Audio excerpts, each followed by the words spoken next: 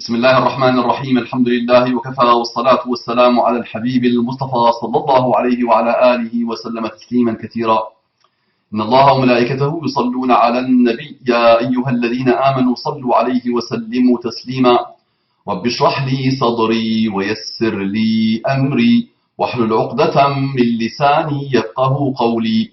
إخواني أخواتي أبنائي بناتي أعزائي عزيزاتي أصدقائي صديقاتي أعدائي عدواتي mes ennemis et mes ennemis, assalamu alaikum wa rahmatullahi wa barakatuh. Que la paix d'Allah subhanahu wa ta'ala, sa miséricorde et ses bénédictions soient sur vous, mes frères et sœurs partout dans le monde, mes frères et sœurs qui n'ont pas encore eu l'honneur d'embrasser l'islam. Lancez une recherche sincère, débarrassez-vous de l'orgueil et de l'ignorance, quel que soit votre niveau de science. Soyez sincères et vous allez être comblés et agréablement surpris qu'Allah vous accorde la guidée et ses délices. Le rappel, le miracle numérique du Coran, le miracle numérique du Coran, a attiré le commentaire suivant d'un certain Damien. Bonjour Damien, j'espère que tu vas bien. Il a mis les réactions de la part des musulmans croyants en un Coran scientifique sont très représentatives de leur aveuglement et de leur absence de sens critique vis-à-vis de leur livre saint. Peut-être qu'en se documentant un minimum, entre parenthèses, au lieu de répéter bêtement ce qu'on leur a endoctriné, entre parenthèses, ils s'apercevraient que les vérités du Coran ne sont ni plus ni moins que les connaissances de l'époque.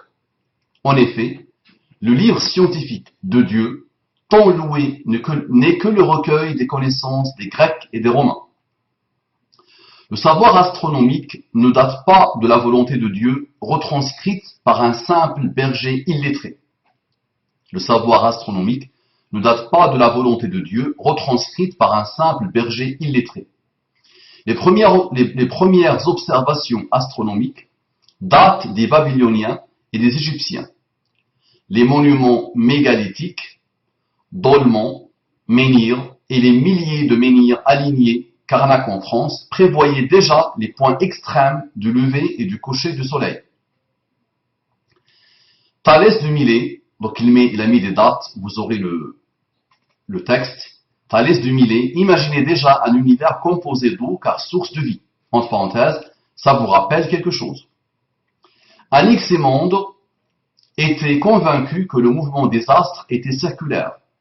Pythagore remarque 7 corps célestes, Soleil, Lune et les 5 planètes visibles à l'œil nu. Entre parenthèses, mais pas celui de Dieu qui ne voit que la Lune, le Soleil et la Terre. Et savait déjà que la Terre était sphérique. Aristote établit les prémices de la loi de gravitation, entre parenthèses établie par Newton des siècles plus tard. Mais sans doute Aristote était musulman, prophète et guidé par la main de Dieu. Question. Aristarque de Samos, toujours avant 310 à 230, toujours avant Jésus-Christ, donc il dit, la Terre tournant un jour autour de son axe nord-sud, la Terre tournant un an autour du Soleil en restant dans le même plan, les planètes tournent autour du Soleil, sauf la Lune qui tourne autour de la Terre. L'axe de rotation de la Terre est incliné de 23,5 degrés par rapport à son orbite autour du Soleil. Les Grecs avaient en effet une grande connaissance de l'astronomie, et ce que le prophète n'a pu savoir que grâce à Dieu, les Grecs en savaient 10 fois plus, 7 siècles auparavant. Les prévisions du Coran viennent donc avec un peu tard, il a mis, je n'ai démoli qu'un argument. Il me semble que les autres ont déjà été suffisamment évoqués, comme l'embryologie, le Big Bang. Merci de réfléchir et de vous documenter avant de dire Dieu est grand, Dieu est puissant. Entre parenthèses, mais un petit retard de 700 ans quand même. Le Coran n'a fait que répéter les découvertes de savants nés bien avant Mahomet. Le Coran n'a fait que répéter les découvertes de savants nés bien avant Mahomet. Je répète encore, le Coran n'a fait que répéter les découvertes de savants nés bien avant Mahomet. Donc notre frère Damien est venu directement posté ça sans bonjour, sans au revoir, sans rien. Ma réponse était bonjour Damien. Mon Damien à moi, sans vouloir entrer avec toi dans une polémique stérile et fade, je te dirais que tu es malhonnête. Pourquoi? Ce que tu as vomi vient du site athéisme. Vous pouvez aller le voir et je mets le texte dans l'objet le corps du commentaire. Il fallait avoir l'honnêteté intellectuelle de le dire. La moindre des choses était de mettre des guillemets. Il se peut que tu sois l'origine du texte sur le site athéisme, même si je pense que tu n'as pas encore la noirceur nécessaire de l'âme pour écrire cette poubelle. Je te félicite au moins pour une chose. Tu sais bien copier et en plus tu maîtrises l'art de coller. Mon ami, je peux démolir ton texte avec une seule phrase qui découle d'un mensonge que tu as menti à toi-même et que tu as fini par croire. Et je voudrais bien te le faire entendre. Tu m'accordes l'honneur de te la faire entendre directement? Question. Si la réponse est oui, merci de m'envoyer ton numéro de téléphone sur abououmama, abououmama@hotmail.com. Si la réponse est non, je te félicite pour ton courage et je t'invite à attendre ma réponse par vidéo. Pour finir, qui s'est aveuglé? Le musulman, l'athée ou Damien? Qu'Allah nous guide, qu'Allah guide par nous. Donc monsieur l'athée, d'accord, qui ne suit pas des choses aveuglément, qui n'est pas endoctriné et qui doit normalement, théoriquement, avoir un minimum d'honnêteté scientifique et intellectuelle, n'est-ce pas? Tu devais quand même signaler que ce n'est pas de toi ce texte. Très bien. Et tu dois aussi avoir le courage d'échanger, de ne pas te contenter d'un copier-coller malhonnête, de venir échanger. Et en plus, c'est toi qui es venu dans mon univers. Moi, je te laisse dans ton univers. Toi, tu adores ta religion. Très bien. L'athéisme est une religion aujourd'hui. Donc, tu vénères ça, aveuglément. Et on verra, Inch'Allah.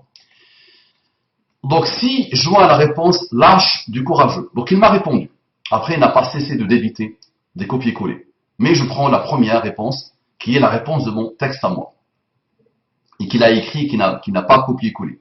Mon numéro? Mais bien sûr, quand on voit votre capacité d'autocritique et votre sens de l'objectivité égal à celui d'un enfant de 5 ans, eh oui, je sais comment la discussion va finir. Quoi qu'on dise, ces découvertes sont fausses, sinon vous les auriez utilisées. Comme si les peuples et civilisations sur lesquels l'islam s'est assis étaient stériles. Encore une belle preuve de respect envers toutes les autres nations. Envers toutes plutôt les autres nations. Entre parenthèses, qui ne sont pour vous qu'un bricolage, on le sait.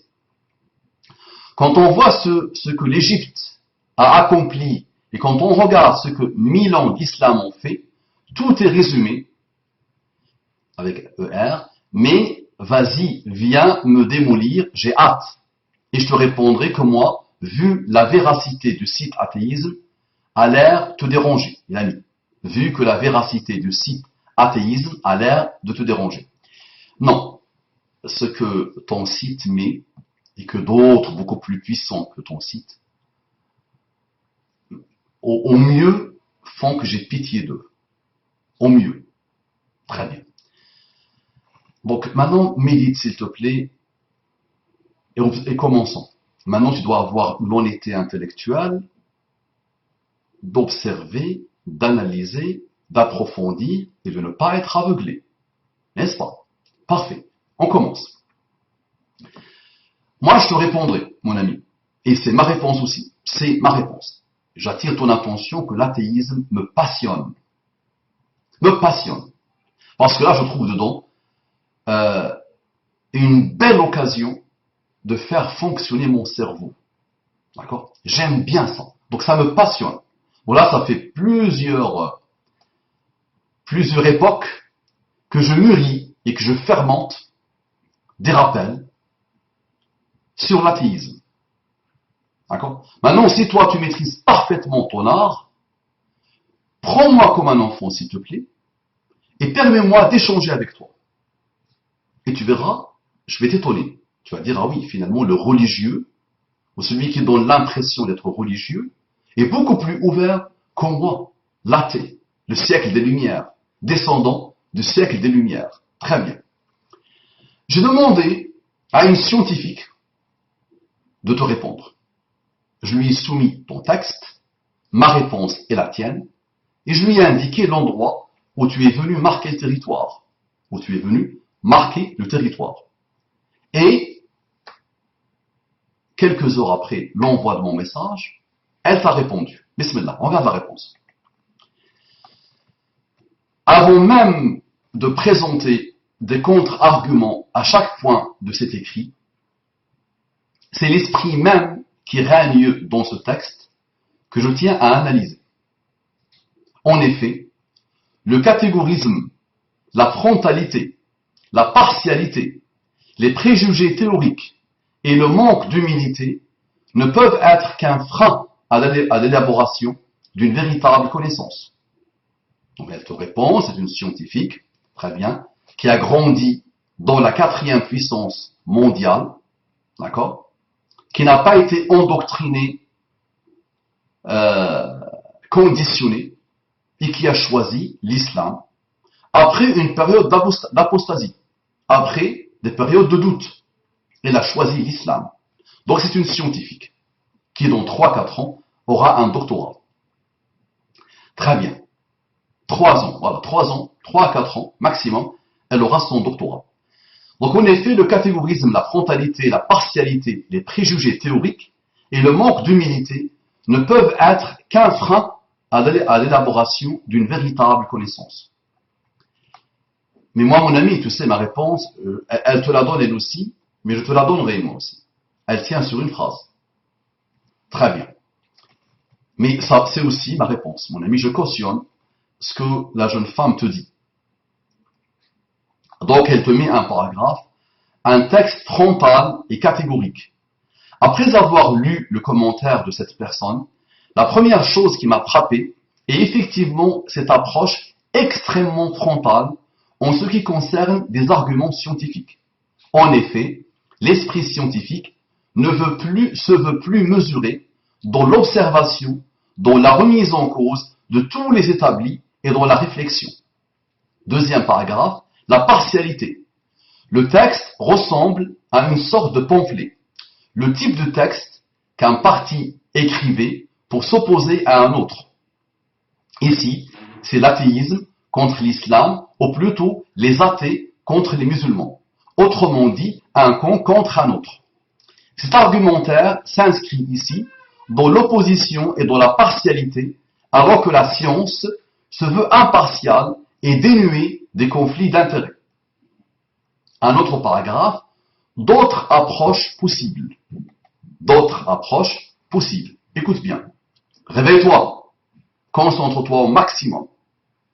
L'athéisme arrive et je vais t'étonner, mon ami, et j'aimerais bien que tu finisses par devenir quelqu'un de non aveuglé et de non endoctriné et de non orgueilleux.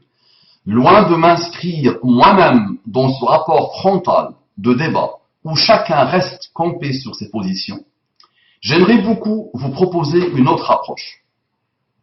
Je vous propose, Damien, une approche plus fraternelle. Donc c'est la musulmane qui te parle.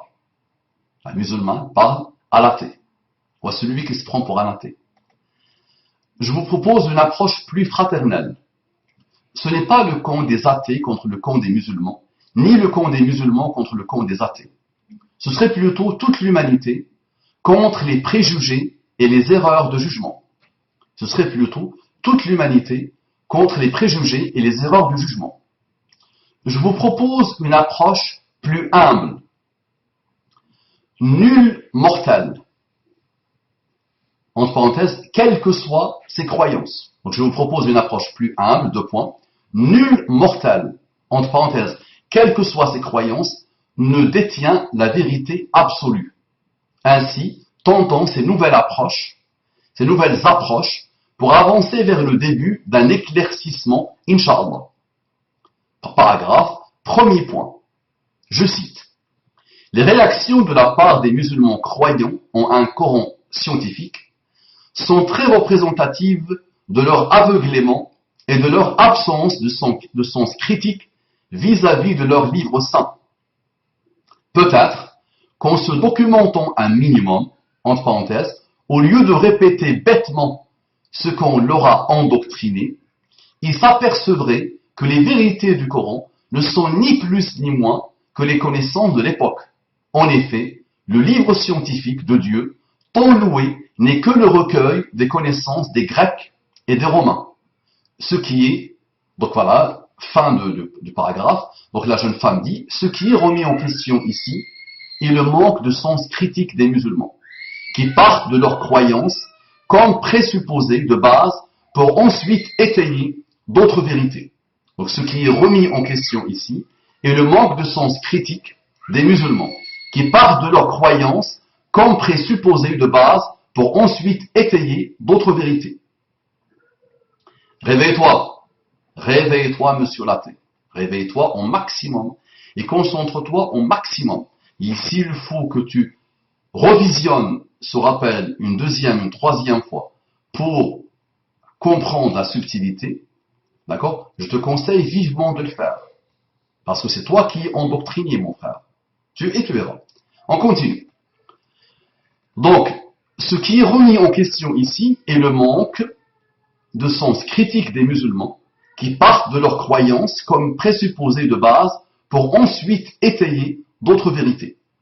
Mais le comportement de l'auteur de ces lignes est exactement le même, à l'exception près que le présupposé de base est l'athéisme, avec le refus que le Coran puisse être scientifique.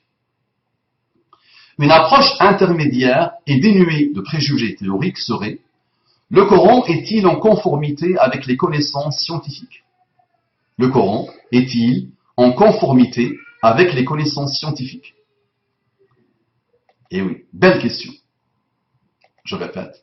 Le Coran est-il en conformité avec les connaissances scientifiques? Qu'est-ce qui peut confirmer ou invalider l'hypothèse? C'est une très belle question, à laquelle s'est attelé beaucoup de scientifiques non musulmans. Et je défie n'importe quel scientifique. C'est le rêve. C'est ce que nous attendons avec impatience.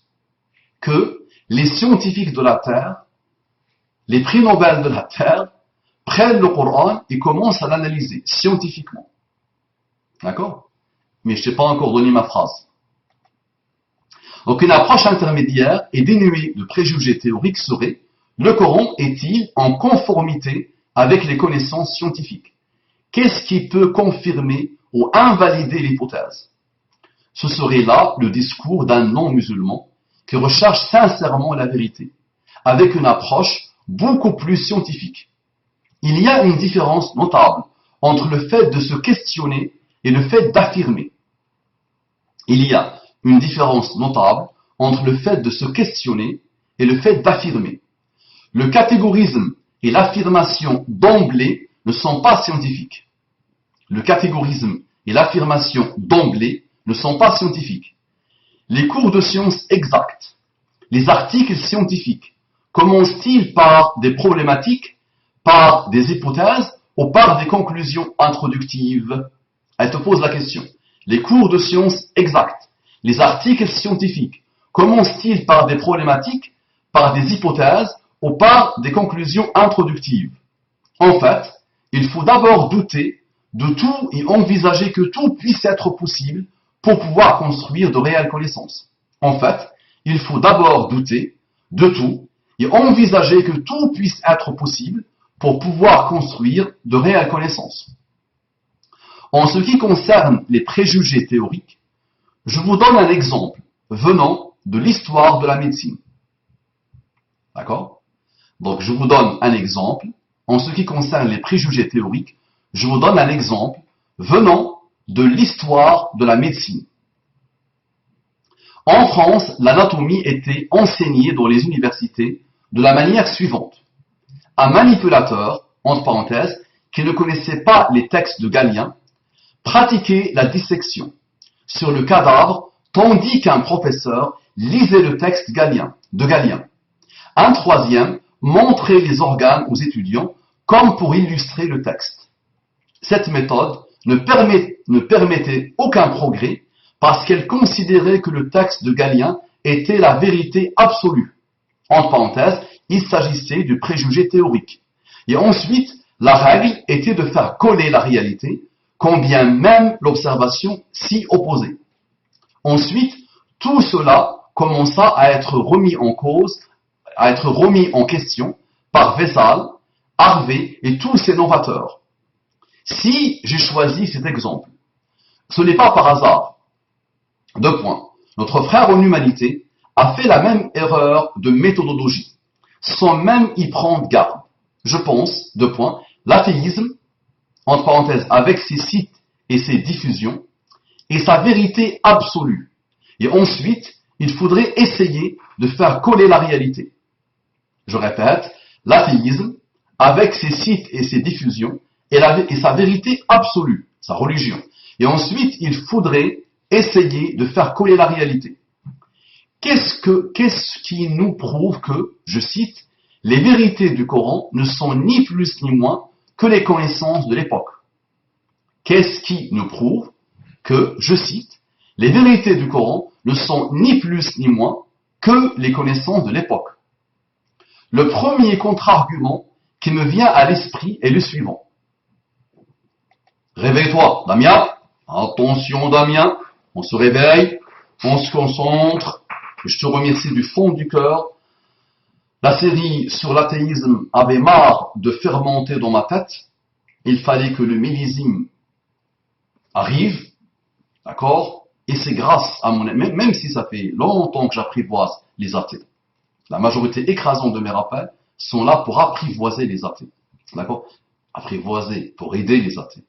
Pour leur dire, arrêtons d'être aveuglés, arrêtons d'être endoctrinés. D'accord?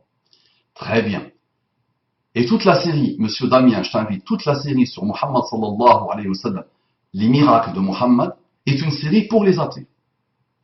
D'accord? Rationnelle, nos amis rationnels, non aveuglés, non endoctrinés. Il faut absolument qu'ils m'aident, qu'ils répondent à mes questions. Comment se fait-il que Muhammad sallallahu alayhi wa sallam a eu une infinité de miracles? Comment se fait-il? Très bien. Donc, elle te donne un contre-argument qui vient directement du Coran. Le premier contre-argument qui me vient à l'esprit est le suivant. Ceux qui ne croient pas ne savent-ils pas que les cieux et la terre ne formaient à l'origine qu'une masse compacte? Puis, nous les avons séparés et fait de l'eau toute chose vivante. Ne croiront-ils donc pas? Voici le défi du Coran. Ceux qui ne croient pas ne savent-ils pas que les cieux et la terre ne formaient à l'origine qu'une masse compacte? Puis, nous les avons séparés et fait de l'eau toute chose vivante. Ne croiront-ils donc pas? On a ici une définition parfaite du Big Bang, théorie qui n'était absolument en vogue à l'époque et qui ne fut développée que 20e siècle. D'accord? Elle l'appelle Big Bang, vous avez grandi dans ce nom-là. Moi je dis, observons juste le verset. Et rappelons-nous que notre frère Damien, non endoctriné, nous parle d'un berger illettré. Le raisonnement qui détruit ton texte est dedans, s'il te plaît. Mais suspense, à la Hitchcock. Continuons. Et elle-même va arriver à cette phrase que je te réserve pour la fin. Donc non, les vérités du Coran ne sont pas que les connaissances de l'époque. Donc non, les vérités du Coran ne sont pas que les connaissances de l'époque. D'ailleurs, le Coran ne reprend en rien les fausses croyances de l'époque. D'ailleurs, le Coran ne reprend en rien les fausses croyances de l'époque. La seule chose que je peux admettre dans ces lignes est la critique des musulmans. Entre parenthèses, y compris moi-même, bien entendu. Deux points. Nous n'avons jamais prétendu que nous étions parfaits et que toutes nos réactions étaient justifiées. Il existe en effet, dans notre communauté, un orgueil tout à fait déplacé. Et cet orgueil ne réside pas dans la croyance ou dans la conviction d'un Coran scientifique, entre parenthèses, qui est une conviction tout à fait légitime et respectable, mais cet orgueil consiste à idéaliser notre histoire, à la mettre en contraste avec celle des non-musulmans, de manière malhonnête. Certes, le Moyen-Âge des Occidentaux correspond à l'âge d'or de l'islam. Certes, les Arabes de ce temps furent de grands savants dans tous les domaines et de bien meilleurs scientifiques que les Occidentaux. Or, cela ne justifie pas ce discours orgueilleux tenu aux non-musulmans. Entre guillemets, pendant que vous étiez dans les ténèbres, nous, on savait de multitudes de choses. Pendant que vous étiez dans les ténèbres, nous, on savait de multitudes de choses. Car oui, c'est une façon orgueilleuse de dénigrer toute une partie de l'histoire de nos frères occidentaux, combien même le dénigraient-ils eux-mêmes. Je profite de ce rappel pour insérer des pensées qui me sont venues il y a quelque temps, à savoir que nous connaissons mal notre histoire. Toute une propagande actuelle a voulu insérer dans tous les esprits que le Moyen-Âge était une époque ténébreuse où la recherche des sciences était condamnée et possible et passible du bûcher. En réalité, ce n'est pas ainsi que les choses se sont déroulées. Au tout début du Moyen-Âge, à la chute de Rome, beaucoup d'Européens désireux de bien faire ont recueilli des manuscrits grecs et romains et ont essayé de les faire parvenir dans nos pays. Seulement, des guerres et des conflits faisaient rage et de bon nombre de ces manuscrits n'ont pas pu parvenir aux Occidentaux. Au passage, je te rappelle que ce sont les Arabes qui t'ont traduit les textes des Grecs. Sinon, tu ne les aurais jamais trouvés. Et donc, les noms des personnes que tu as citées, sache que ce sont les Arabes qui t'ont traduit leurs travaux. Donc, vous avez retrouvé les traductions des Arabes. Sinon, tout avait disparu. Je profite et j'ouvre une parenthèse. Ce n'est pas la mauvaise volonté, mais bel et bien un concours de circonstances qui sema les graines de ce que l'on aime à nommer aujourd'hui les ténèbres. Ensuite, les religieux occidentaux furent les dépositaires du savoir. Entre parenthèses, loin de le condamner, au départ, ils recueillirent le faible héritage culturel que le destin leur avait octroyé et firent ce qu'ils purent. Les véritables ténèbres, l'obscurantisme, l'immobilisme et le refus des idées nouvelles furent beaucoup plus tardifs. Si les Occidentaux eux-mêmes se plaisent à tenir leur propre histoire et à nous la vêtir de noir, à ternir plutôt, je me disais, qu'est-ce qui se passe? Si les Occidentaux eux-mêmes se plaisent à ternir leur propre histoire et à nous la vêtir de noir, c'est pour montrer qu'ils ont progressé. Entre guillemets, nos ancêtres étaient arriérés, nous, on est mieux. Moi, c'est ce que j'appelle de la propagande, par contre. Si l'on voyait notre histoire de manière plus mesurée, on se rendrait compte que les mentalités occidentales n'ont pas progressé tant que cela, et peut-être même qu'elles ont régressé. Mais il est extrêmement difficile d'avoir un esprit critique vis-à-vis de ces choses-là, car elles sont si enracinées autour de nous qu'elles nous semblent véridiques. Peut-être que vous pensez que je m'écarte du sujet, mais il m'a paru indispensable de prouver à notre frère en humanité, se réclamant de l'athéisme, qu'une simple musulmane peut avoir un esprit très critique à propos de maints sujets. Voilà, c'est un coup de maître. Tu as vu Damien, la gamine? Tu as vu la gamine? Elle a 23 ans, 24 ans je pense. 24. Tu as vu? Elle a grandi en France. Elle est passée par l'apostasie elle-même. C'est comme une reconvertie pure et dure à l'islam. Et c'est une scientifique. Donc il nage toute la journée dans la science. Qu'est-ce que la science déjà? Qu'est-ce que la science? Je te pose la question. Donc, tu as vu, ça j'ai beaucoup aimé ça. Donc tu as pensé à un moment donné, tu t'es dit qu'est-ce qu'elle raconte? Et à un moment, elle te dit quoi? Regarde ce qu'elle te dit, extraordinaire. Elle te dit, peut-être que vous pensez que je m'écarte du sujet, mais il m'a paru indispensable de prouver à notre frère en humanité, se réclamant de l'athéisme, qu'une simple musulmane peut avoir un esprit très critique à propos de maints sujets. Et la vidéo qui a attiré le commentaire malhonnête de Damien disait qu'il y a 1,6 milliard de musulmans. Depuis l'aube de l'islam jusqu'à aujourd'hui, cette communauté a eu les meilleurs scientifiques, les plus brillants, les plus puissantes dynasties, les plus grands rois. Ce sont des gens qui étaient fiers de l'islam. Et quand les musulmans n'étaient pas dans l'immobilisme, quand les musulmans avançaient vers les directives d'Allah d'aller explorer l'univers et s'explorer eux-mêmes, ils ont apporté le bonheur ultime scientifique, ils ont apporté de très belles choses, et ils n'avaient jamais cessé d'avancer vers l'exploration de l'univers. Et le jour, subhanallah, où ils se sont mis dans l'immobilisme, d'accord, ils ont arrêté d'apporter quelque chose à l'univers. Donc malheureusement, ils sont contre l'esprit même de leur religion. Donc je te redis la même chose, une simple musulmane t'a montré qu'elle sait et qu'elle peut avoir un sens critique très développé, mais je te dis que jusqu'à aujourd'hui, dans la décadence, pendant cette période de décadence des musulmans, nous avons des élites vraiment, dans tous les domaines de la science, dans tous les domaines du brio intellectuel, qui sont fiers de te dire, nous sommes musulmans, et l'islam nous encourage à explorer l'univers, à avancer vers l'exploration de l'univers et de nous-mêmes. Très bien. On continue.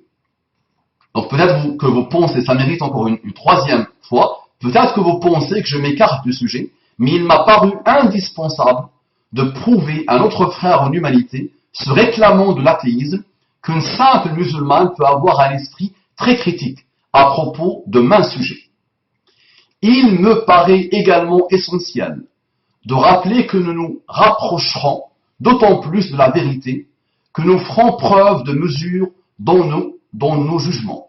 Donc tu vois, la sœur en plus, elle n'est pas comme toi. Toi, tu es parti copier-coller, tu es venu marquer le territoire, tu es venu le poser sans dire qu'il ne t'appartient pas. Donc tu es malhonnête, tu es escroc, tu es un imposteur, tu refuses l'échange, donc tu es fermé, tu es obtus, tu condamnes l'échange en disant que on a des esprits de 5 ans, nous sommes des gamins de 5 ans, donc tu ne veux pas t'ouvrir à l'autre, tu n'as pas la fameuse tolérance du prince du siècle de lumière. Qui est le prince du siècle des lumières? Qui est-il? Tu te rappelles ou pas? On a façonné ton système de pensée par ce prince. Il s'appelle Voltaire, n'est-ce pas? Voltaire. Voltaire n'était pas athée. Et il n'aimait pas les athées. Même s'il pouvait discuter avec, même s'il était entouré d'athées et tout ça, et il était déiste. Il avait peur pour l'humanité que les athées finissent par avoir le contrôle et le pouvoir. Ils ont fini malheureusement par l'avoir quand il y a décadence, de la Ummah de juste milieu, les athées prennent le pouvoir. Et oui, c'est vrai. D'accord? Ils contrôlent aujourd'hui les médias, ils contrôlent l'édition, ils contrôlent les livres, ils contrôlent l'économie, ils contrôlent la politique. C'est une vraie religion pour laquelle ils peuvent tout donner. Ils peuvent détruire la moitié de l'humanité ou l'écrasant pourcentage de la terre, ils peuvent le détruire pour que l'athéisme continue à régir le monde. Mais on en parlera, Inch'Allah. Donc tu n'as pas cette ouverture, le fameux traité de la tolérance. D'accord? On a glorifié Voltaire, qui ne vaut pas grand-chose, attention. Voltaire ne vaut pas grand-chose. Et oui, quand tu analyses bien Voltaire, on t'a sorti quelques maximes par-ci par-là, il ne vaut pas grand-chose. Voltaire lui-même, déiste, n'est-ce pas? Mais qui a une vie immorale, une vie datée, on va dire. Ça marche. Très bien, on continue sur l'analyse de la jeune femme. Donc, il me paraît également essentiel de rappeler que nous nous rapprocherons d'autant plus que de la vérité, que nous ferons preuve de mesure dans nos jugements. L'exagération peut malheureusement mener au contresens. Un autre paragraphe, deuxième point, 2 points. Je cite. Le savoir astronomique ne date pas de la volonté de Dieu, retranscrite par un simple berger illettré. Elle te cite. Donc elle te dit, j'aime bien le berger illettré, parce qu'il est très facile de rétorquer. Alors, comment un berger illettré du 7e siècle aurait-il pu avoir accès aux connaissances de l'époque? Comment un berger illettré résidant en Arabie aurait-il pu avoir accès au savoir des Grecs et des Romains? Je répète, j'aime bien le berger illettré parce qu'il est très facile de rétorquer. Alors, comment un berger illettré du 7e siècle aurait-il pu avoir accès aux connaissances de l'époque? Comment un berger illettré résidant en Arabie aurait-il pu avoir accès au savoir des Grecs et des Romains? Question pour mon ami athée. D'accord?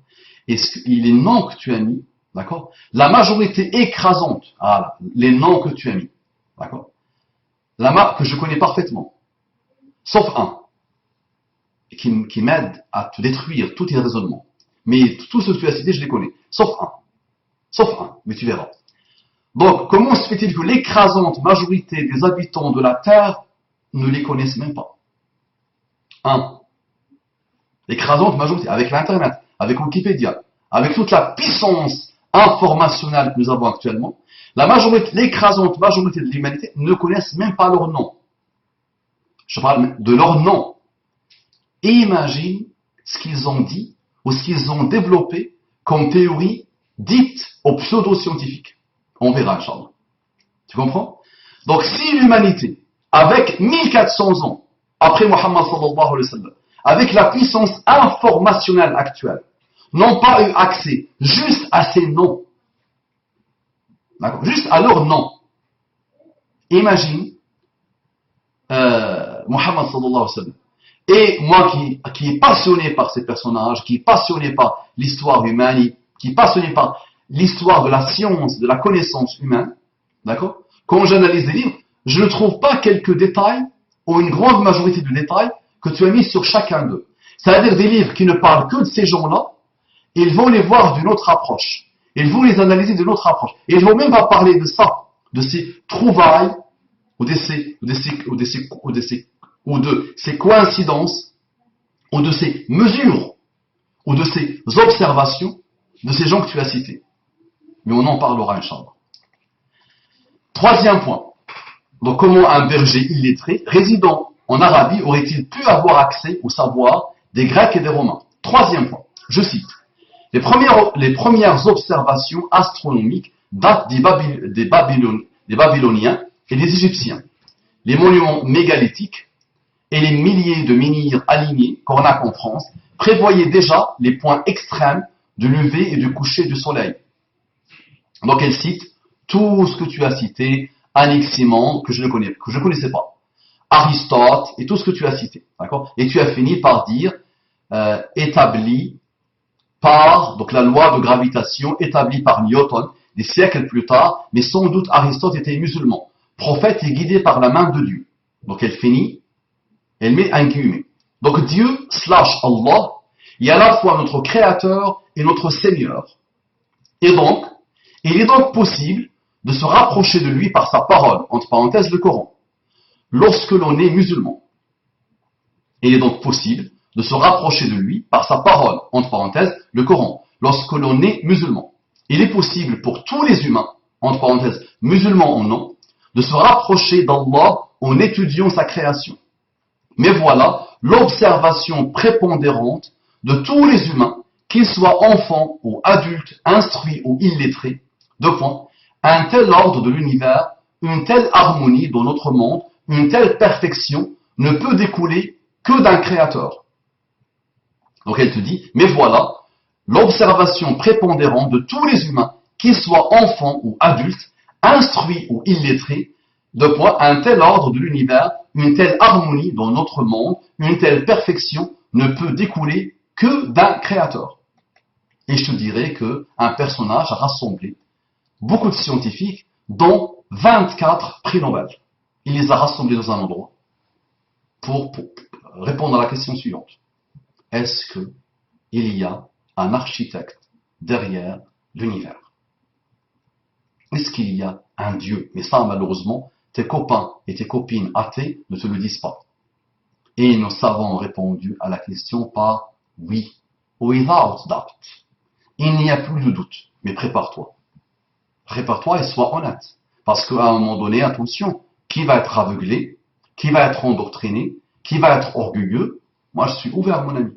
Moi-même, je suis à la base scientifique. Moi-même, j'aime la science. D'accord? J'aime ça. Je suis passionné par ça. Et Allah, mon Seigneur, m'a recommandé ce mot, la science, explorer l'univers. Et m'explorer moi-même. Très bien. Donc, elle te dit, mais voilà l'observation prépondérante de tous les humains, qu'ils soient enfants ou adultes, instruits ou illettrés, deux points. Un tel ordre de l'univers, une telle harmonie dans notre monde, une telle perfection ne peut découler que d'un créateur. J'aime toujours donner l'exemple de Anthony Flew, et il était beaucoup plus puissant que Dixon, Richard, n'est-ce pas? Aujourd'hui, l'héritier de l'athéisme. Flew était athée depuis l'âge de 12-15 ans. Depuis qu'il se rappelle de la vie, il était athée. Il avait écrit beaucoup de livres pour démontrer l'athéisme et pour démontrer la non-existence de Dieu et pour. Il avait même écrit un livre, There is no God. There is no God. N'est-ce pas? Donc il a passé toute sa vie comme ça. Un jour, dans le cadre d'une conférence, il sort et il dit, There is a God. There is a God. Et il dit tout ce qu'il a pu mener comme étude, tout ce qu'il a pu mener comme recherche, tout ce qu'il a pu mener comme observation sur la science, sur les philosophes, sur les analyses des philosophes, sur, montre toutes qu'il y a un Dieu pour l'univers. Il a écrit un livre, There is a God. There is a God. Où il montre, où il démontre le voyage de la raison humaine, sa raison à lui, son esprit humain extraordinairement puissant et complexe, qui part de la philosophie et de la science et qui arrive à Dieu. Les athées n'ont pas apprécié ça. On continue. Très bien. Donc, elle te dit, l'univers, une telle harmonie dans notre monde, une telle perfection ne peut découler que d'un créateur. Ils l'appellent, eux, architecte. C'est ce que je disais souvent à l'âge de Satan. C'est ce que je disais souvent à l'âge de Satan. C'est ce que je dis aujourd'hui, avec la confirmation de l'étude de plusieurs sciences. Donc elle te dit, c'est ce que je dis aujourd'hui, avec la confirmation de l'étude de plusieurs sciences. Deux points. Ce que j'ai observé à l'œil nu à l'époque, l'opportunité de l'observer au microscope. J'ai eu l'opportunité de l'observer au microscope. Ce que mon esprit enfantin avait perçu, l'étude du nombre d'or, des proportions et de la spirale de Bernoulli, le confirmèrent. Mais, elle te met, mais, je tiens à dire que je ne vis pas ma foi en fonction des connaissances scientifiques actuelles. Elle te dit, mais, je tiens à dire que je ne vis pas ma foi en fonction des connaissances scientifiques actuelles. La foi vient du cœur. Elle peut se construire par la raison, mais elle la dépasse. La foi vient du cœur, de l'âme pour moi. Elle peut se construire par la raison, mais elle la dépasse. Une foi, ne découlant que des preuves scientifiques, serait une foi faible, car les sciences ne sont pas stables, elles évoluent. Une foi, ne découlant que des preuves scientifiques, serait une foi faible, car les sciences ne sont pas stables, elles évoluent. Donc tu as vu, la sœur a écrit. C'est le mouvement de son cerveau et de son cœur qui ont fait qu'elle a écrit 11 pages pleines, en quelques heures, en peu de temps. Toi, tu es parti faire un copier-coller. Elle a réfléchi, elle a pris sa plume, elle t'a écrit 11 pages pleines. Vraiment pleines. Très bien. Donc la foi vient du cœur, elle peut se construire par la raison, mais elle la dépasse. Une foi ne découlant que des preuves scientifiques serait une foi faible, car les sciences ne sont pas stables, elles évoluent. Les admis d'une époque sont des épistémés, des paradigmes, et si jamais ils sont ébranlés, notre foi devrait-elle en souffrir? Elle te pose la question. Les admis d'une époque sont des épistémés, des paradigmes, et si jamais ils sont ébranlés, notre foi devrait-elle en souffrir? J'infirme, elle te dit, j'infirme l'idée d'un Coran scientifique. Il serait faible de dire que le Coran recueille les connaissances scientifiques actuelles, il les dépasse. J'infirme l'idée d'un Coran scientifique, il serait faible de dire que le Coran recueille les connaissances scientifiques actuelles, il les dépasse. Le Coran dépasse les connaissances scientifiques de toutes les époques. Le Coran dépasse les connaissances scientifiques de toutes les époques, car la vérité dépasse les paradigmes. Au fond, ce que notre frère athée condamne, c'est cette manie de vouloir faire correspondre à tout prix les connaissances de notre temps aux interprétations que l'on a du Coran. Or, Allah dit, c'est lui qui a fait descendre sur toi le livre. On y trouve des versets explicites. C'est la base du livre. Et d'autres qui sont allégoriques. Ceux qui ont dans leur cœur une distorsion s'attachent à ce qui est allégorique, car ils recherchent la discorde. Ils sont avides d'interprétation. Mais nul autre que Dieu ne connaît l'interprétation du livre. Ceux qui sont enracinés dans la science disent « Nous ayons foi en lui, tout vient de notre Seigneur, mais seuls réfléchissent ceux qui sont doués d'intelligence. » Il pourra nous dire « Puisque c'est Allah seul qui connaît, donc je les connais, j'ai déjà répondu à la question, donc tu pourras la trouver dans mes vidéos. Donc puisque c'est Allah seul qui connaît l'interprétation du livre, donc, à quoi sert, n'est-ce pas? Donc elle t'a donné ce raisonnement, et elle commence déjà à tomber sur la fameuse phrase qui détruit tout ton raisonnement, qui le met à la poubelle. Tu l'as vu ou pas encore? Donc elle te dit, regarde, on répète, les admis d'une époque, la foi vient du cœur, elle peut se construire par la raison, mais elle la dépasse. Une foi ne découlant que des preuves scientifiques serait une foi faible, car les sciences ne sont pas stables, elles évoluent. Les admis d'une époque sont des épistémés, des paradigmes, et si jamais ils sont ébranlés, notre foi devrait-elle en souffrir? J'infirme l'idée, elle te dit j'infirme, l'idée même d'un Coran scientifique. Il serait faible de dire que le Coran recueille les connaissances scientifiques actuelles, il les dépasse.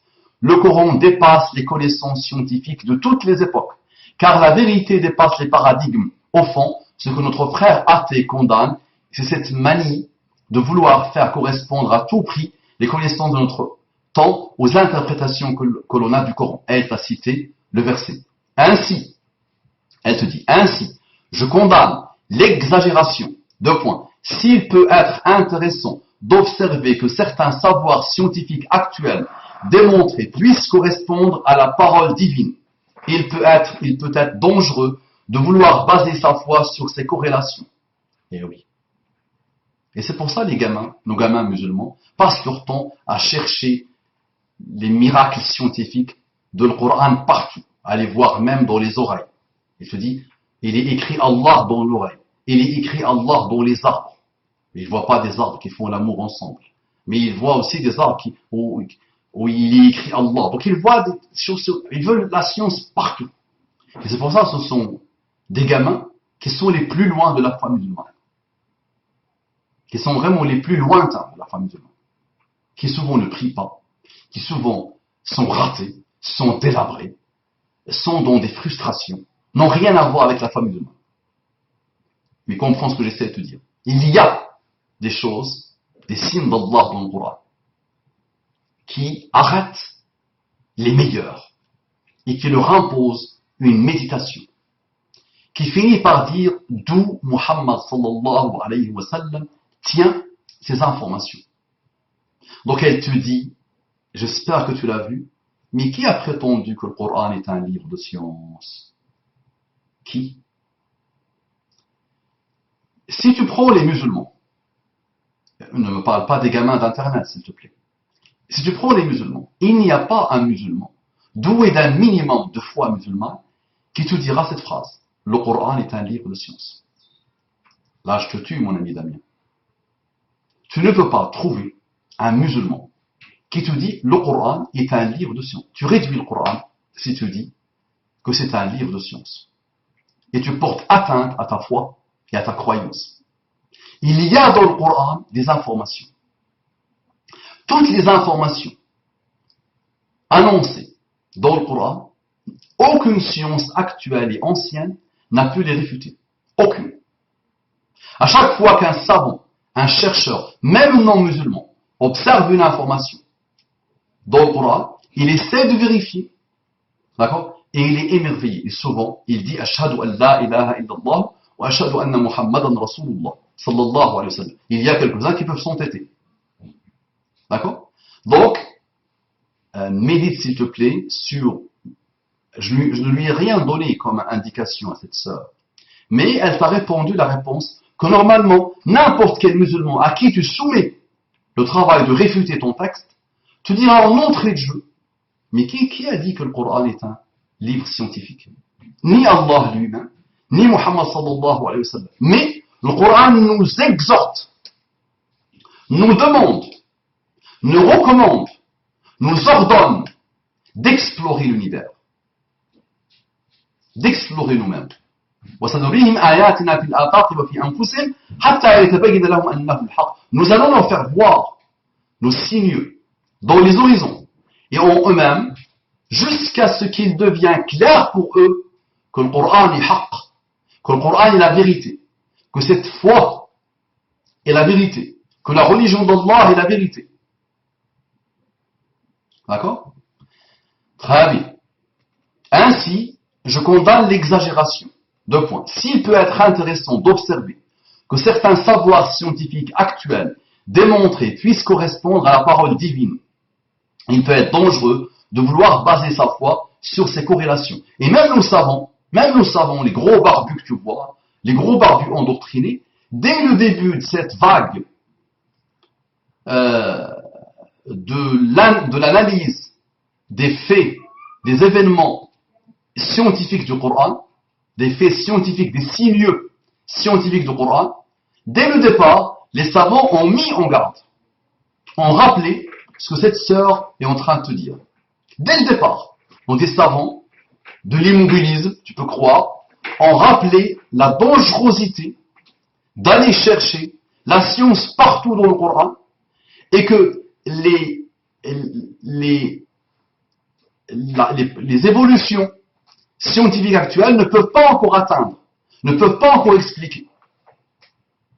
D'accord? Et là, je donne un exemple d'un hadith. Il y a un hadith parce que tu penses qu'il y a des signes scientifiques que dans le Coran, il y a des signes de la création d'Allah, autour de la création d'Allah dans le Coran. Je préfère ce mot-là, cette manière de dire. Donc, il y a des signes qui parlent de la création d'Allah dans le Coran. Il y a aussi dans la Sunna. Ça veut dire dans les paroles de Muhammad sallallahu alayhi wa sallam. Et Muhammad sallallahu alayhi wa sallam avait évoqué un hadith qui dit que sous l'eau, sous les mers, sous les océans, il y a le feu. Qui peut imaginer ça? Même actuellement. Moi qui viens du désert, je n'avais jamais imaginé qu'on peut trouver le feu sous l'eau, sous les océans. Ma tête ne pouvait même pas aller vers ça. Et moi, entre moi et Muhammad sallallahu alayhi wa sallam, il y a 1400 ans. Donc les savants savaient que ce hadith était authentique, l'observaient et attendaient. Ils ne voulaient pas dire que c'est un hadith mensonger, puisque nous, on ne voit pas qu'il y a le feu sous l'eau. Ils ne pouvaient pas dire ça. Donc ils attendaient. Donc chaque époque, chaque période aura le bagage nécessaire en puissance de calcul, en puissance scientifique, pour pouvoir trouver, vérifier ces vérités, ces signes d'Allah dans le Coran, ou dans la Sunna de Muhammad sallallahu alayhi wa sallam. Je continue.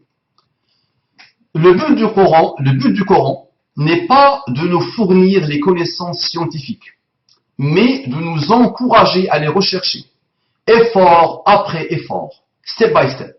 Le but du Coran n'est pas de nous fournir les connaissances scientifiques, mais de nous encourager à les rechercher, effort après effort.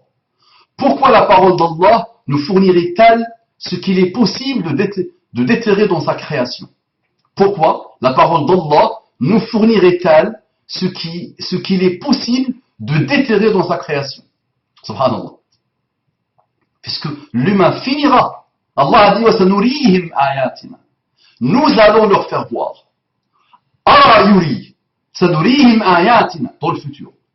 Chaque génération va avoir la possibilité de vérifier les signes d'Allah. سَنُرِيهِمْ آيَاتِنَا. C'est quoi le but? حَتَّى يَتَبَيَّنَ لَهُمْ أَنَّهُ الْحَقُّ. Jusqu'à ce qu'il devienne clair pour eux. Et c'est une mauvaise traduction.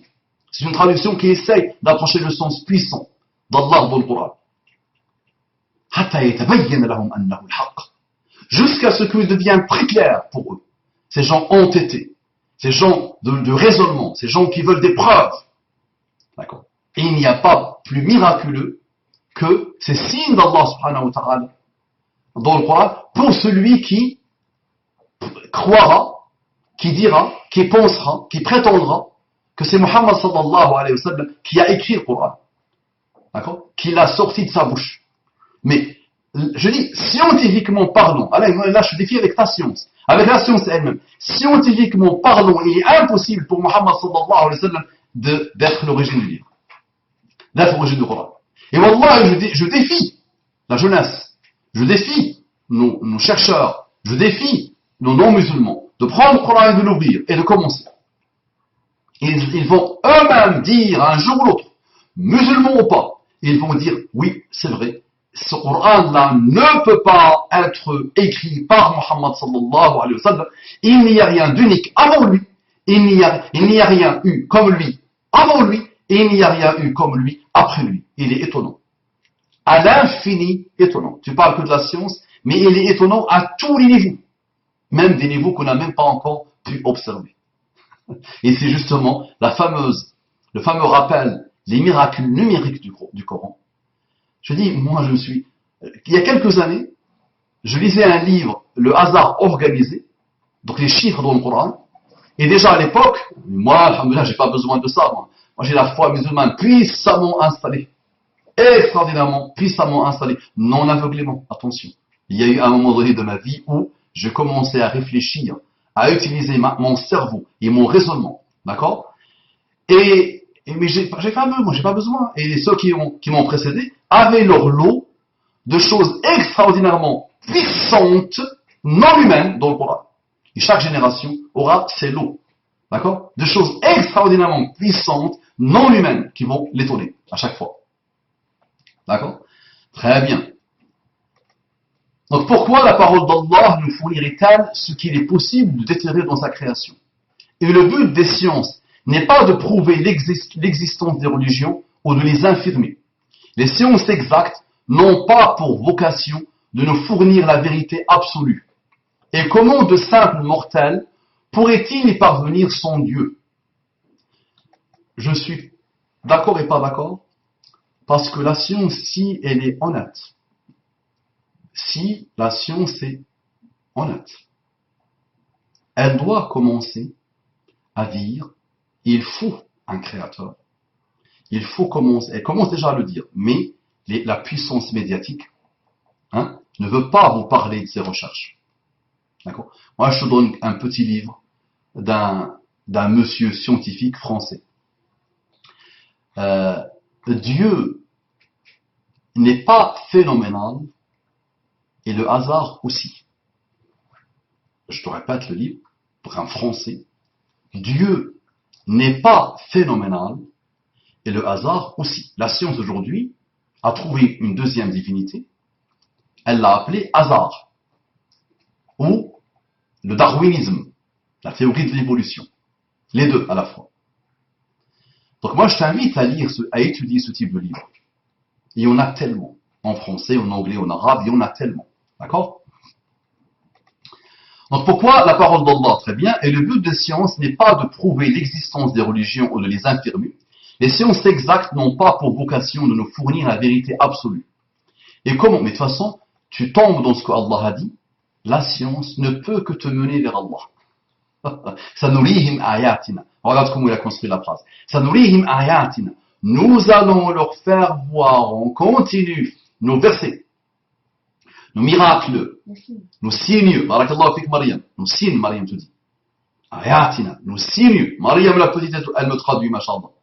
Nos signes, nos miracles, nos versets, jusqu'à ce que il devient clair pour eux que Coran est haq, annahu, ce hu, damir là, nahu al-haq, que la religion d'Allah est haq, que l'islam est le haq, prêché par Muhammad sallallahu alayhi wa sallam, est la vérité absolue. D'accord? Non. Et comment de simples mortels pourraient-ils y parvenir sans Dieu? Les sciences exactes sont là pour améliorer nos conditions de vie, ce qui n'est pas négligeable, et je rajoute à la jeune miss, les sciences exactes sont l'outil pour n'importe quelle personne qui veut raisonner, et qui pour n'importe quelle personne qui veut vraiment répondre à beaucoup de questions existentielles, est un outil très intéressant. La science, l'exploration, j'aime moi le mot l'exploration de l'univers et de la créature, ne peut que te mener vers Dieu. Donc c'est beaucoup plus puissant que les simples besoins animaux, un besoin animal, que les simples besoins animaux de manger, de boire, d'améliorer nos conditions de vie. D'accord? Vraiment, c'est la question des questions. C'est la question qui a mobilisé les plus grands philosophes de l'univers, les plus grands scientifiques, honnêtes. C'est cette question-là. Les plus grandes personnalités qui ont médité. Est-ce qu'il y a un Dieu pour l'univers? Oui ou non? Point barre. C'est la question des questions. Et va voir ce que Voltaire dit sur cette question. Non. Très bien. Quatrièmement et dernier point. Je cite. Je n'ai démoli qu'un argument. Il me semble que les autres ont déjà été suffisamment évoqués, comme l'embryologie, le Big Bang. C'est très bien de le reconnaître, il te dit. Voilà une preuve d'humilité qui manquait dans l'ensemble du texte. En effet, il est impossible d'avoir accès aux sciences sans l'humilité. Impossible. En fait, ce qui se dégage de ce genre d'argumentaire sur la corrélation des sciences et des religions est la conviction d'être doté d'une logique parfaite et d'un raisonnement parfait. Elle a été innocente, la sœur. Dans ce que tu as dit, je n'ai démoli qu'un argument. Il me semble que les autres ont déjà été suffisamment évoqués comme l'embryologie, le Big Bang. La sœur voit un signe d'humilité. Non, ma sœur, tu es très innocente. Tu es pure, machallah. Non. Il faut quelqu'un comme moi qui pratique un peu ce personnage, les sectaires. Eh bien oui, l'athéisme est un sectarisme. Les orgueilleux, je les pratique parfaitement. Il fallait lire autre chose. Il fallait lire quoi? Il t'a donné un argument qui démolit la scientificité du Coran, le côté scientifique du Coran. Le Coran scientifique, sachant que personne parmi les musulmans ne peut le dire. Un musulman normalement constitué ne me parle pas des excités de l'internet. Et il te dit, donc j'ai démoli avec ce texte qui dit que avant Mahomet, il y a eu des hommes qui sont tombés sur des vérités scientifiques. Est-ce qu'ils ont été guidés par la main de Dieu ou pas? Donc il a démoli le raisonnement. Il a cité quelques-uns. C'est bon, ça tue ton raisonnement. Et c'est à ça que tu n'as pas encore répondu. Donc elle répondra, elle continuera à te répondre. Et moi je vais te répondre, Inch'Allah, à ça, dans cette vidéo. Donc il te dit que, donc regarde comment il le formule. Je n'ai démoli qu'un argument. Il me semble que les autres ont déjà été suffisamment évoqués comme l'embryologie. Ça veut dire qu'il a déjà démoli tous les signes ou tous les pseudo-signes scientifiques dans le Coran, dans d'autres articles. Le site il est plein de travaux, de choses pour détruire et pour démolir n'importe quelle chose qui se rapproche d'un côté scientifique du Coran, d'une signe d'exploration de l'univers connu par le berger illettré Mahomet. Donc tu as été innocente par rapport à ta lecture de son texte.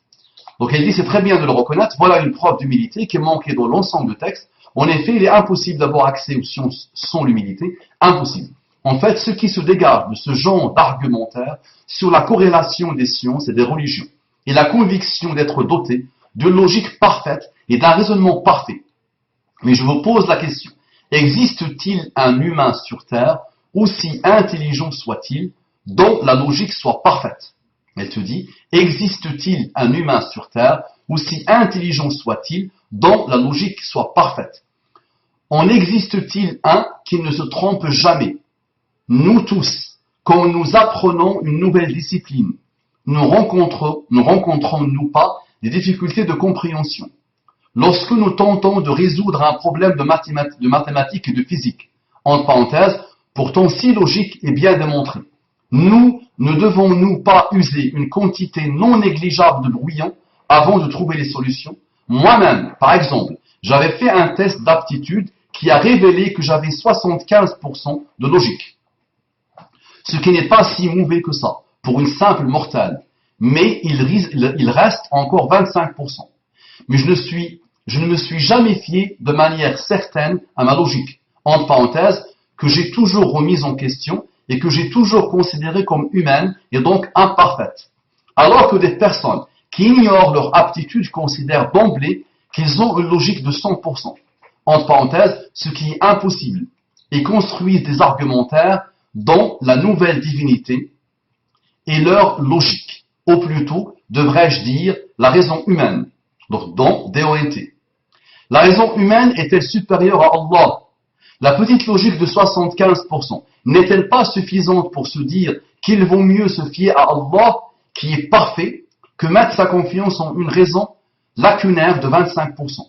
Malheureusement, bon nombre d'individus de logique de 50%, tu es gentil avec eux, ne font pas confiance en leur créateur et préfèrent diviniser une simple raison humaine qui, dans leur cas, est à moitié lacunaire. Le génie lui-même ne pourra avoir les 100%.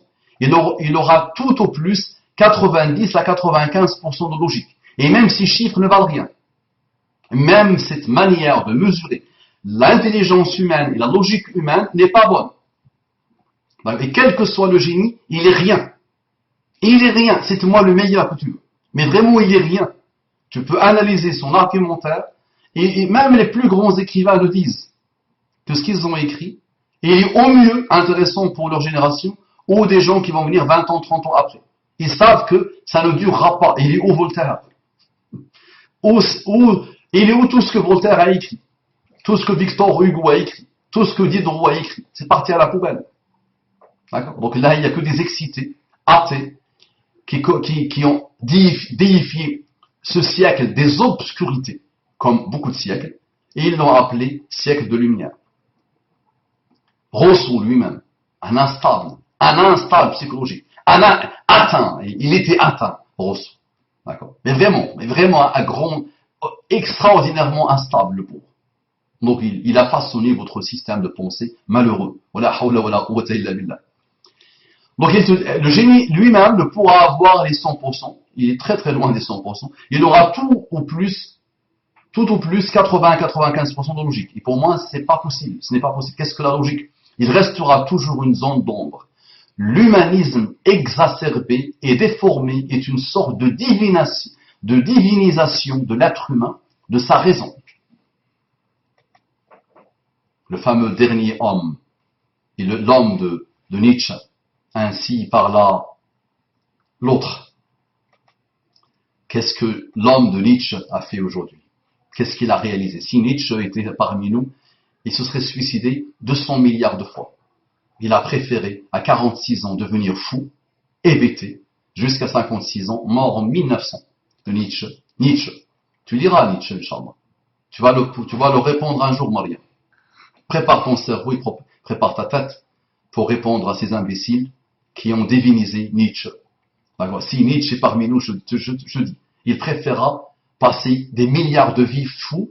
C'est ce qu'il a fait, 10 ans de folie totale. Il avait perdu la tête. À 46 ans, il avait perdu la tête jusqu'à 56 ans.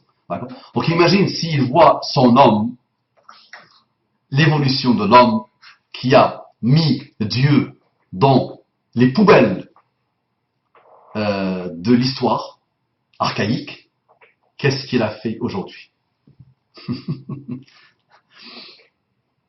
Donc il restera toujours une zone d'ombre. L'humanisme exacerbé et déformé est une sorte de divinisation de l'être humain, de sa raison.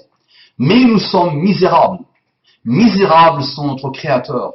Penser que l'univers est le fruit du hasard n'est pas scientifique. Eh oui, quant au fait de croire qu'il y a un Créateur qui n'attend rien de nous, c'est contre-intuitif. Je pose une dernière question à tous ceux qui tiennent le type de discours de ce frère athée. 2 points. Très bien. Vous ne voulez pas croire. C'est votre droit. Mais pourquoi critiquer le Coran? Qu'est-ce que ça vous apporte? J'ai lu le Ramanaya, les évangiles. J'y ai vu des contradictions avec les connaissances actuelles et je n'ai ressenti aucun besoin de venir les critiquer. Qu'est-ce que cela apporterait? Rien. Moi je vous dis, critiquons le Coran. Critiquons les évangiles. Critiquons les écrits, quels qu'ils soient. Mais soyons toujours honnêtes, sincères, non aveuglés, non endoctrinés. Tu soumets l'évangile à n'importe quel enfant, là j'utilise ta manière de faire, il trouvera des choses très intéressantes. Tu diras, ça ne peut pas être possible que Dieu soit derrière. Heureusement qu'il y a les évangiles falsifiés par les humains. Heureusement qu'il y a eu Confucius, qu'il y a eu Bouddha, qu'il y a eu beaucoup de gens qui ont écrit des choses et qui ont essayé d'apporter des méditations ou des systèmes religieux ou des systèmes de pensée. Heureusement. Pour toujours observer le Coran. Et ça ne peut que t'étonner à l'infini. Moi qui ai grandi dedans, je n'ai de cesse d'être émerveillé. Mais c'est la parole d'Allah. Parole d'Allah, puissamment puissante. Tu vois l'infini univers, il y a la même chose au niveau du Coran.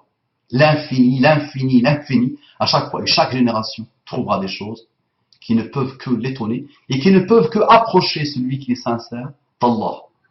D'accord?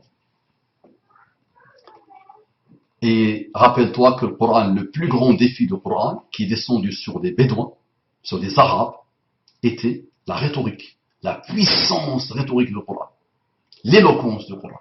Il les a émerveillés. Le kafir, le mécréant, le notable qui combattait Mohammed sallallahu alayhi wa sallam jour et nuit, il entend le Coran, il le décrit d'une manière que les meilleurs musulmans n'ont pas atteint. Tu pourras le trouver, je donne un nom, Al-Walid ibn al-Mughira.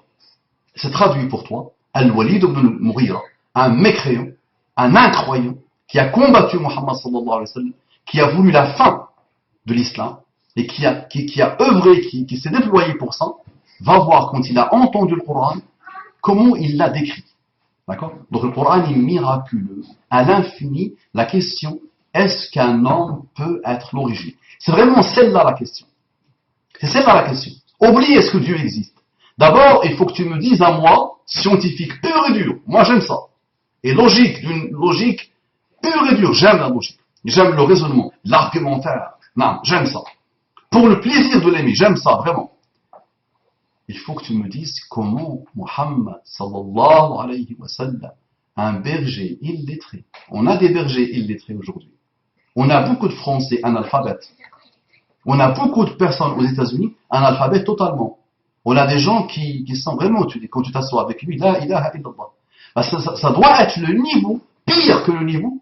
Mahomet, son niveau devait être pire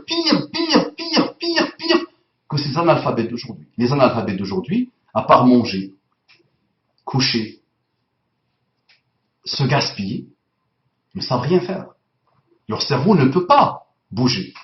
Leur méditation ne peut pas bouger. Donc il faut que tu m'expliques à moi comment Muhammad sallallahu alayhi wa sallam a aligné cette infinité de miracles. Et là, les études sur le Coran sont infinies. Déjà aujourd'hui, les études sur le Coran sont infinies. Tous les prismes, toutes les approches, tous les niveaux du Coran, d'accord, les musulmans ont essayé, et les non-musulmans, et les orientalistes ont essayé de les approcher.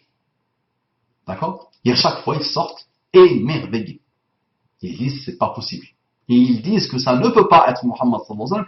C'est vers ça que je voudrais que tu arrives, avant même qu'on parle de Dieu. Qui a écrit ce Coran? Qui l'a ramené? D'où vient-il? Et est-ce que tu lui connais un exemplaire, quelque chose qui lui ressemble avant son avènement? Et est-ce que tu as connu quelque chose qui lui ressemble après son avènement? Et est-ce que tu connais le niveau de prose et de littérature et de poésie de ceux sur qui le Coran est descendu? Est-ce que tu le connais ou pas? S'il te plaît. Ensuite, Je propose une prémisse de réponse possible. 2 points. Les gens s'acharnent sur quelque chose parce qu'ils craignent que ce ne soit vrai. Quant à vos critiques, elles nous, en parenthèse, nous les musulmans, les musulmans, atteignent pas, car lorsque l'on est sûr de l'existence du Créateur et du jugement dernier, lorsque l'on a une vraie croyance et non une croyance dogmatique, et on ne craint pas la vérité puisse être ébranlée. Donc lorsque on a une vraie croyance et non une croyance dogmatique, on ne craint pas que la vérité puisse être ébranlée. Je n'ai aucun doute. C'est toi qui as eu peur d'échanger avec moi, en disant que je suis 5 ans, les 5 ans, endoctriné, blablabla. Bla bla. Et moi, je t'observe, je vois ton référentiel, et je ne te dirai ni Allah a dit, ni son prophète a dit. Je prends ton référentiel. On part de ton référentiel. Je vais même jouer le athée. Et je vais te dire, toi, tu joues le croyant. Et bismillah, on lance. Très bien. On lance l'argumentaire. Et là, c'est très riche, mon ami.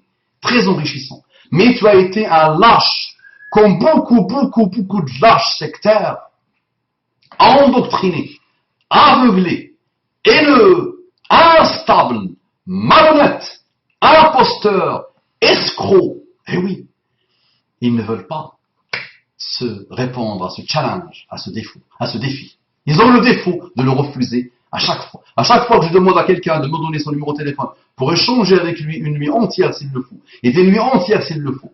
S'il est vraiment quelqu'un qui est dans la recherche de la vérité, la recherche sincère de la vérité, il m'intéresse. Quand il s'agit de sectaires orgueilleux, c'est vrai, il n'y a rien à faire avec eux. D'accord. Donc j'espère que tu n'es pas aveuglé, tu n'es pas endoctriné, d'accord, et tu n'as pas fini par adorer l'athéisme, par le vénérer, par voir en lui un Dieu, une divinité. Une divinité. Ok.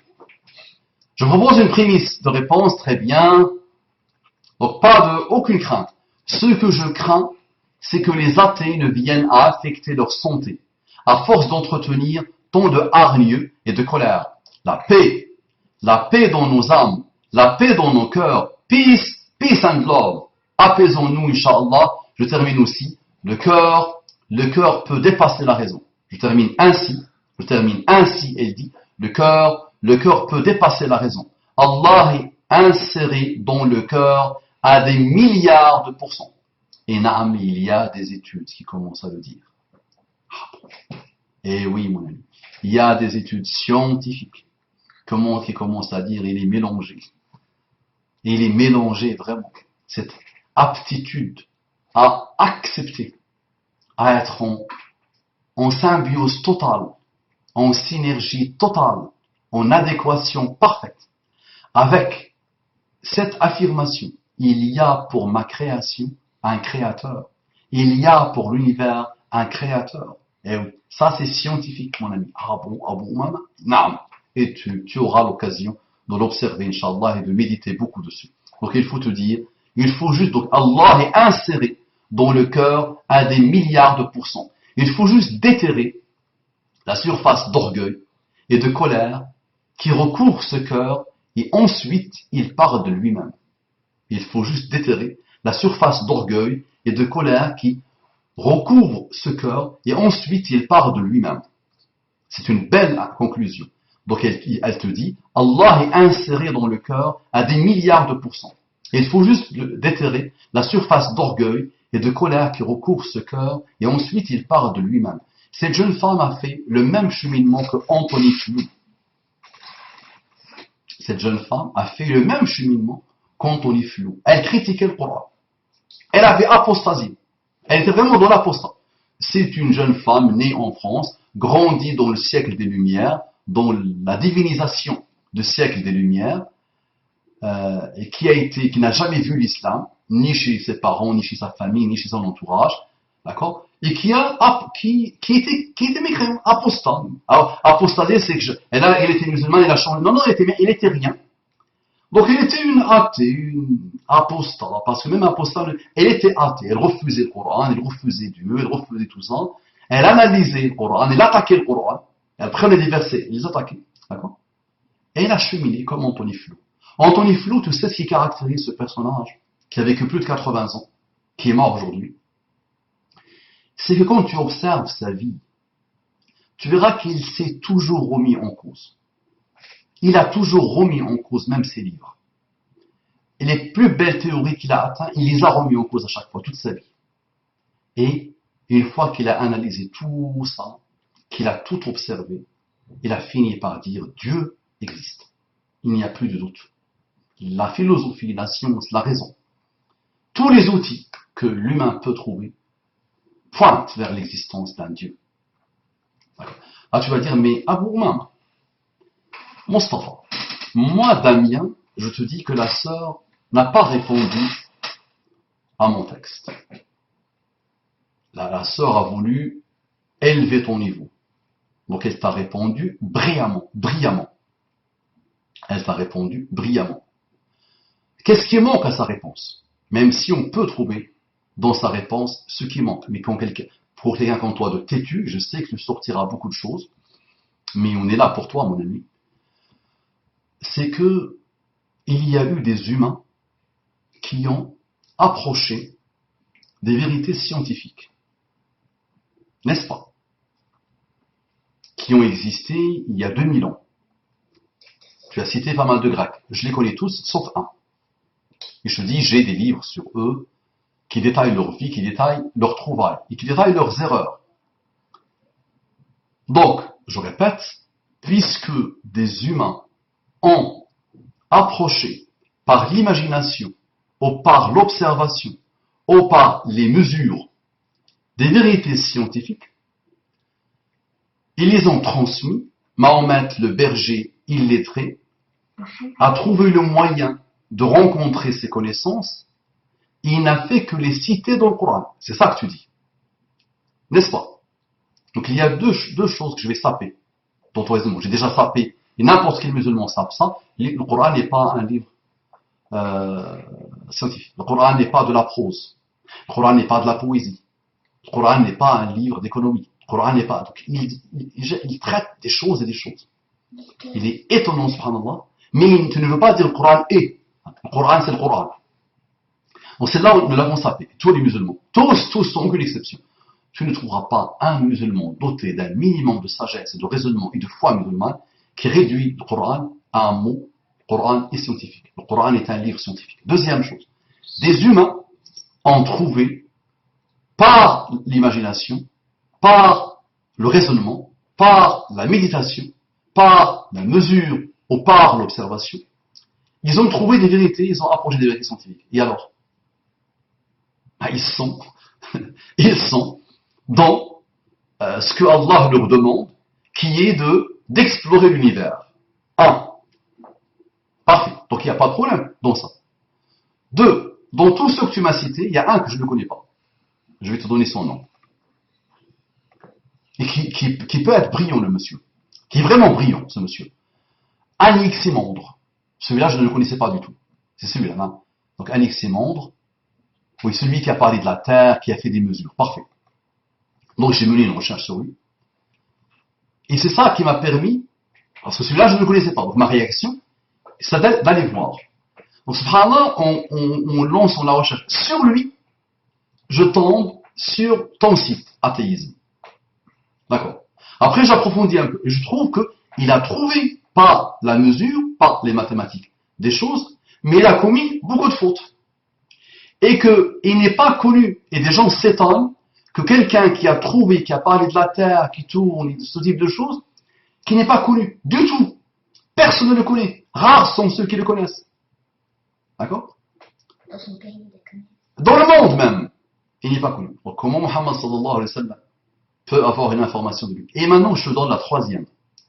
Tout ce que ces scientifiques-là, tout ce que ces philosophes-là ont dit, ne se trouve pas du tout dans le Coran. Donc tu finis ton texte en disant, allez, on va voir ton texte, tu finis en disant quoi? Le Coran n'a fait que répéter les découvertes de savants nés bien avant Muhammad. Je te défie. Je te défie d'aller me sortir une vérité trouvé par ces savants, ou par ces philosophes, qui a été écrit tel quel dans le Coran. D'accord? Donc arrête de mentir. Ah, c'est toi qui es aveuglé. Il fallait un minimum de recherche, mon ami. D'accord? Donc rien n'interdit que les humains explorent la Terre. Rien n'interdit que les humains explorent l'univers. Et je finis par la chose suivante. N'importe quel humain, quand il approche la science, surtout de l'époque, ceux que tu as cités, les Grecs, n'importe quel Grec qui a approché avec son imagination, sa méditation, son raisonnement, sa mesure, son observation. D'accord? Pythagore, on le connaît, les mathématiques. Eh oui, Pythagore, Archimède. Ces gens-là, là, ils ont apporté des choses, ils ont commencé à mesurer, ils ont commencé à réfléchir. Là. Ils ont mis en place un système, les prémices d'un système, pour modéliser des choses. Non.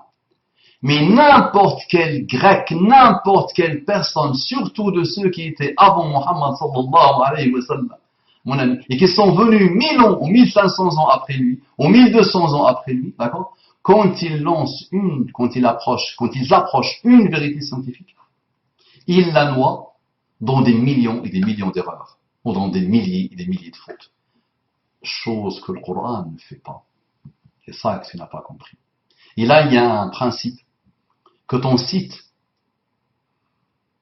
massacre à mort, c'est le madhab al-Boukili. Le madhab al-Boukili. Le principe boukiliste. Et ça, c'est étonnant, subhanallah. Ce madhab, nous, on le connaît avant même l'existence de Bukhari. Mais lui, il l'a formalisé parfaitement. Ouais, on appelle ça, chez les arabo-musulmans, madhab al-Boukili. Mais vous êtes intéressé à Maurice Bukhari. Maurice Bukhari, il dit quoi? Une chose simple. C'est que ce qu'il y a dans le Coran, quand ça touche l'exploration de l'univers, ne peut pas être contredit par la science. Il n'y a rien dans le Coran que, quelle que soit la science, et même 20 ans après Bukhari, ne peut contredire, ne peut réfuter. Après, tous ces humains que tu m'as cités, en philosophie, ils ont pu dire des choses intéressantes ou inintéressantes. Non, ça c'est normal, ça, les humains. L'humain, il est créé, Allah l'a honoré, Allah lui, l'a doté d'une raison. Les philosophes n'ont jamais pu savoir ce que c'est que cette chose-là. La raison, l'âme. L'âme. Comment elle tourne, les meilleurs ont tout essayé. Et ils se sont contredits avec eux-mêmes, d'autres les ont contredits, et jusqu'à aujourd'hui, ils nagent, les philosophes. Juste pour la raison. Pour essayer de comprendre ce que c'est que la raison, l'âme. L'âme ou la raison, ce type de concept. Alors que le Coran te donne une réponse claire et parfaite. يسألونك عن الروح قل الروح من أمر ربي وما أوتيتم من العلم إلا قليلا. Là, il t'arrête. Toutes les études philosophiques ont tourné, ont écrit des milliards de livres pour arriver à la conclusion. Il te pose la question sur l'âme. Qu'est-ce que l'âme? Tu réponds, dis, l'âme fait partie littéralement de l'affaire d'Allah, est une affaire d'Allah, est une affaire divine. D'accord? Et vous n'avez eu en science que peu, que très peu. Très peu. Quelle que soit ta science, tu n'es que très peu. Bon, déjà les choses palpables. Est-ce qu'on fera un jour le tour de l'univers? Jamais. On n'a même pas rapproché 0,000000000 à l'infini % de l'univers, de la puissance et de la complexité de l'univers. Imagine, tu veux t'approcher de l'âme. D'accord? Donc, mon ami, réveille-toi, cesse d'être aveuglé. Tu vois l'ouverture, et je t'ai mis en plus mon costard-cravate. Tu as vu? J'ai l'habitude de me mettre avec des choses. Ton peignoir. Avec mon peignoir, ma fille me dit parfois je me mets avec mon peignoir, parfois je mets avec mon qamis, le qamis des intégristes, des extrémistes. Là, je me suis mis en costard-cravate. À la base, moi-même, je suis un scientifique, mon ami, mathématicien, pur, probabiliste, statisticien, pur et dur. D'accord? Et j'aime ça, je suis passionné par ça. D'accord? Donc, tu ne méprises pas mon apparence, s'il te plaît. Et ne pense pas que j'étais aveuglé dans des écoles pakistanaises ou afghanes. D'accord? Ah non, du tout. les musulmans, depuis le premier jour, Allah les a invités d'explorer l'univers. Et on n'a pas de tabou, on n'a peur de rien, clair, net et précis. Et on aime discuter et échanger, argumenter. Argumenter, faire confronter, comme je le dis à chaque fois, confronter la matière grise pour rapprocher la matière des cœurs. Je répète, confronter la matière grise pour rapprocher la matière des cœurs. Reste athée. Je reste musulman. Je te respecte. Tu dois me respecter. Et on avance ensemble. D'accord? Mon rêve à moi, c'est sauver ton âme instable. Hein. Ton rêve à toi, c'est sauver mon âme instable. Avançons, puisque chacun veut l'intérêt de l'autre. Avançons dans la joie, le respect et la bonne humeur. Paix.